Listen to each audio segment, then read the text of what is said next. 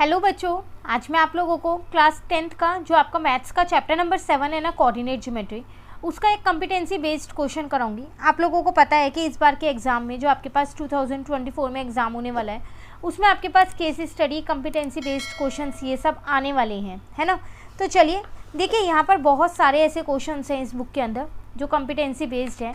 तो अगर मैं आप लोगों को दिखाऊं तो आज मैं आपको क्वेश्चन नंबर 90 कराने वाली हूँ। अब आप सोच रहे होंगे कौन सा चैप्टर है जिसका 90 से ज़्यादा क्वेश्चंस हैं इसमें यहाँ पर, ठीक है।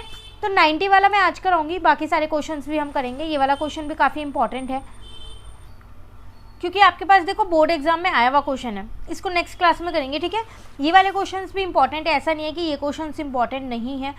इस बुक के सारे ही क्वेश्चंस इंपॉर्टेंट है क्योंकि काफ़ी सारे क्वेश्चंस हैं जो बोर्ड एग्जाम में आए हुए हैं। चलिए शुरू करते हैं। सॉरी, कह रहे in an examination room 4 students Sunita, Anita, Vinita and Punita are sitting at a point A, B, C and D respectively. Then a new student Anju enters the room. Based on the given information, answer the following questions. आपसे कह रहे हैं कि एक examination room में 4 बच्चे हैं, ये 4 लड़के हैं जो A, B, C, D points पे बैठी हुई हैं। अब एक और बच्चा न्यू स्टूडेंट एंटर करता है रूम में, अंजू। अब वो कहाँ बैठेगी वो देखना है यहाँ पर। The examiner tells Anju to sit in the middle of all the 4 girls sitting, find the coordinates of the point where she can sit. कह रहा है उस एग्जामिनर ने अंजू से क्या बोला, इन चारों लड़कियों के मिडल में बैठ जाओ, बीच में। तो बताओ कि उसके कोऑर्डिनेट क्या होंगे। तो मतलब मिड पॉइंट वाली बात हो रही है यहाँ पर, तो है ना। तो अगर मैं A और C के बीच का मिड पॉइंट निकाल लूँ और B और D के बीच का मिड पॉइंट निकाल लूँ तो मुझे पता चल जाएगा कि वो अंजू कहाँ बैठेगी, उसके कोऑर्डिनेट्स मिल जाएंगे मुझे यहाँ पर, है ना।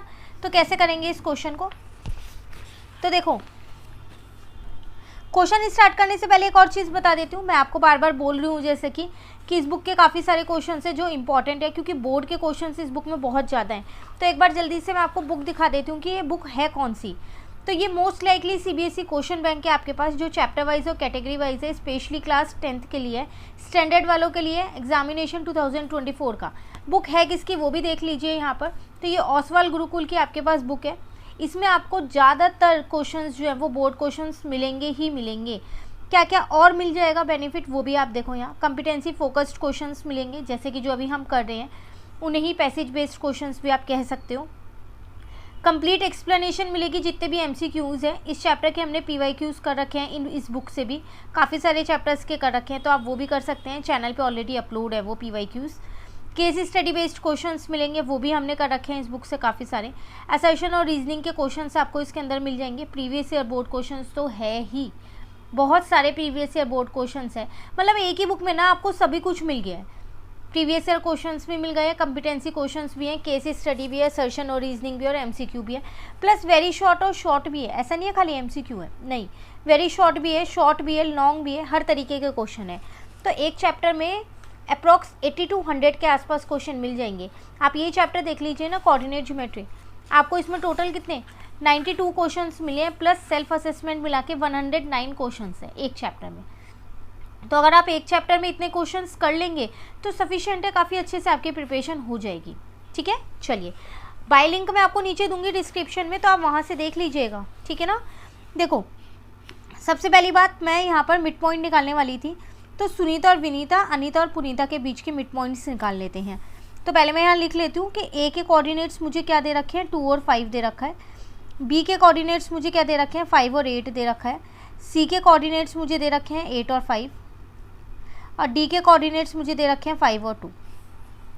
तो A और C के बीच का मिड पॉइंट निकालती हूँ, B और D के बीच का मिड पॉइंट निकालती हूँ, ठीक है। तो यहाँ पर लिख देते हैं मिड पॉइंट ऑफ AC। तो मिड पॉइंट फॉर्मूला अगर हम देखें तो वो क्या होता है, x1 + x2 अपॉन में 2 और y1 + y2 अपॉन में 2, यही होता है ना। तो इसका मतलब 2 + 8 अपॉन में 2 हो जाएगा और 5 + 5 अपॉन में 2 हो जाएगा। जब आप इसको आगे सॉल्व करेंगे तो 10 अपॉन में 2 5 आ जाएगा, 10 अपॉन में 2 5 आ जाएगा। ये तो आ गए AC के। अब ऐसे हम यहाँ निकालते हैं मिड पॉइंट ऑफ BD। तो वो हो जाएगा 5 + 5 अपॉन में 2 और दूसरा हो जाएगा आपके पास 8 + 2 अपॉन में 2। अगेन 10 अपॉन में 2, 10 अपॉन में 2 है, तो इसका मतलब 5 और 5 ही आ गया, दोनों से सेम आ रहे हैं। तो अंजू कहाँ बैठेगी, अंजू बैठेगी 5 और 5 इस कोऑर्डिनेट पे बैठेगी। तो यहाँ लिख देते हैं अंजू कैन सिट एट 5 और 5। क्लियर, ये था फर्स्ट पार्ट। सेकेंड पार्ट में कह रहे हैं calculate the distance between Sunita and Punita. Sunita A वाले पे है, पुनीता डी वाले पे है। ए और डी के बीच का डिस्टेंस निकालना है, ए और डी के बीच का। तो डिस्टेंस फॉर्मूला लगा के निकाल सकती हूँ ना। पहले मैं एक बार डिस्टेंस फॉर्मूला यहाँ लिख देती हूँ, आपको भी एग्जाम में लिख के आना है फॉर्मूला। यहाँ पर भी ना मिड पॉइंट फॉर्मूला लिख देना है एक बार ऊपर, ठीक है। y2 minus y1। अब मुझे a और d का निकालना है। इसका मतलब 5 माइनस 2 का होल स्क्वायर प्लस 2 माइनस 5 का होल स्क्वायर। 5 माइनस 2 3 हो जाएगा, 3 का स्क्वायर 9 हो जाएगा। 2 माइनस 5 माइनस 3 हो जाएगा, माइनस 3 का स्क्वायर भी 9 ही होगा। 18 है, इसको 2 इंटू 9 लिख सकती हूँ ना। तो 9 3 रूट से बाहर आके 3 बन गया। ये मेरा आंसर। क्लियर। एक और है इसमें अभी question, calculate the distance between Anita and Vinita. Anita B पे है, विनीता सी पे है। बी और सी का निकालना है। डिस्टेंस फॉर्मूला मैंने एक बार मेंशन कर दिया ऊपर, ठीक है। अब मैं बी सी का डिस्टेंस डायरेक्ट निकाल सकती हूँ यहाँ पर। तो वो हो जाएगा 8 माइनस का 5 और 5 माइनस का 8। 8 में से 5 जाएगा तो 3 आएगा, 3 का स्क्वायर 9, 5 में से 8 जाएगा तो माइनस 3 आएगा, उसका स्क्वायर भी 9 ही होगा वैसे तो रूट 18 ही आ रहा है, सेम आ रहा है दोनों का, क्योंकि इक्वल पॉइंट्स पे है ना ये, इसीलिए। क्लियर हुआ। तो ऐसे क्वेश्चंस आएंगे आपके पास एग्जाम में। अगर आपका चैप्टर का कंसेप्ट क्लियर है ना, तो आप कोई भी क्वेश्चन कर सकते हो।